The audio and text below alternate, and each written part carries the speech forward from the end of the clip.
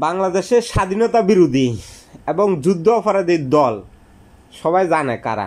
BNP সরকারকেও অনেক সহযোগিতা করতে আছে নির্বাচন যেহেতু দ্রুত দেওয়া যায়। আর একটা দল চাইতে আছে নির্বাচন বিরোধী, বাংলাদেশের গণতন্ত্র বিরোধী। তারা বাংলাদেশের গণতন্ত্র বিশ্বাস করে না, তারা পাকিস্তান বিশ্বাস করে। পাকিস্তানি হানাদার বাহিনীর সাথে মিলেমিশে এই দেশের মুক্তিকামী মানুষের উপর নির্যাতন নিপীড়ন চালিয়েছে একটা দল।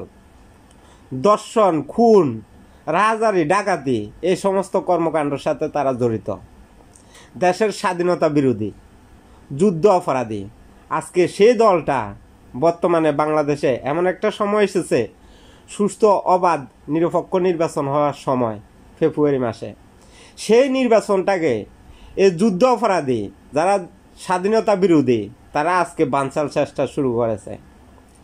বিএনপি বর্তমানে অন্তর্বর্তীকালীন সরকারকে অনেক সহযোগিতা করতে আছে। দেখেন, রাজপথে যদি আজকে বিএনপি যদি নামে, যারা যুদ্ধ অপরাধীর দল, যারা বাংলাদেশ স্বাধীনতা বিশ্বাস করে নেই, তাদের সাথে অবশ্যই সংঘর্ষ হবে। এই জন্য বিএনপি অনেক ধৈর্যশীল। বিএনপি রাজপথে এখন পর্যন্ত নামে না কোনো দাবি দাওয়া আদায় করার জন্য। কিন্তু একটা গোষ্ঠী, একটা দল বাংলাদেশের স্বাধীনতা বিরোধী, তারা আজকে মাঠে নেমেছে বাংলাদেশের গণতন্ত্রের বিরুদ্ধে, বাংলাদেশে একটা অবাধ সুস্থ নির্বাচনের বিরুদ্ধে তারা আন্দোলন শুরু করেছে রাজপথে। তারা বলে বাংলাদেশের জনগণের বলে ভবিষ্যৎ উন্নয়ন করবে। আসলে তারা চায় তাদের আধিপত্য বিস্তার করতে। তারা বাংলাদেশের স্বাধীনতা বিশ্বাস করে না, বাংলাদেশের গণতন্ত্র বিশ্বাস করে না। তো একটা দল বাংলাদেশ থেকে বিতাড়িত হয়ে গেছে। কেন বিতাড়িত হয়ে গেছে? তারা গণতন্ত্র বিশ্বাস করতো না, এই কারণে তারা বিতাড়িত হয়ে গেছে। আরেকটা দল দেশের স্বাধীনতা বিশ্বাস করে না। স্বাধীনতার সময় তারা রাজাকারের ভূমিকা পালন করেছিল। এটা আমরা বিভিন্ন ইতিহাস থেকে পেয়েছি।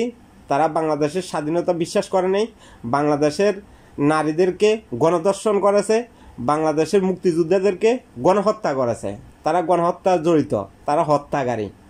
তো এই হত্যাকারীরা এখন বর্তমানে নির্বাচনটা বানচাল করার চেষ্টা করতে আছে। তো বাংলাদেশের জনগণ প্রতিহত করবে তাদেরকে। এই যে বর্তমানে সংস্কারের নামে, বিচারের নামে যে আন্দোলন করতে আছে, গণভোটের জন্য আন্দোলন করতে আছে, আসলে তারা এটা আন্দোলনটা করার কারণ হচ্ছে যে নির্বাচনটা যেহেতু বিলম্বিত করা যায়। সব দায় দায়িত্ব নিতে হবে এই যুদ্ধ অপরাধী যারা বাংলাদেশের স্বাধীনতা বিশ্বাস করে নেই, তারা এই দায় দায়িত্ব বহন করতে হবে। বাংলাদেশে যদি গৃহযুদ্ধ যদি লাগে, অন্তর্বর্তী সরকারকেও বহন করতে হবে।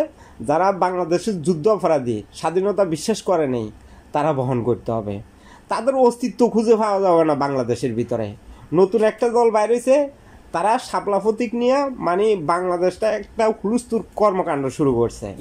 তারা বাংলাদেশের শান্তি চায় না, তারা চায় অশান্তি। বাংলাদেশের জনগণের ভিতরে অশান্তি সৃষ্টি হোক। আমি চাই বাংলাদেশের ভিতরে স্বাধীনতা বিরোধী এবং মুক্তিযুদ্ধ বিরোধী যারা আছে তাদেরকে বাংলাদেশের জনগণ তাদেরকে প্রতিহত করবে। তাদের কোনো সমর্থন নাই।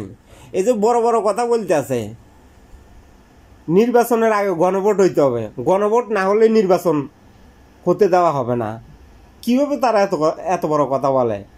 ওই যে তারা আগে মুক্তিযুদ্ধ বিরোধী ছিল, দেশ স্বাধীনতা বিরোধী ছিল, তারা পাকিস্তানের পক্ষে ছিল, বাংলাদেশের স্বাধীনতা বিশ্বাস করে নেই, এই কারণে তারা এখন এই কথাগুলো বলতে আছে।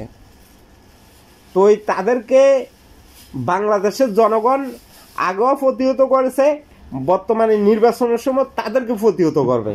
দেখেন, বিএনপি সরকারকে অনেক সহযোগিতা করতে আছে, কিন্তু অন্যান্য দলগুলো এই সরকারকে সহযোগিতা করতে আছে না। এই অন্তর্বর্তী সরকারকে চাপ সৃষ্টি করে বিভিন্ন দাবি দাওয়া আদায় করতে আছে।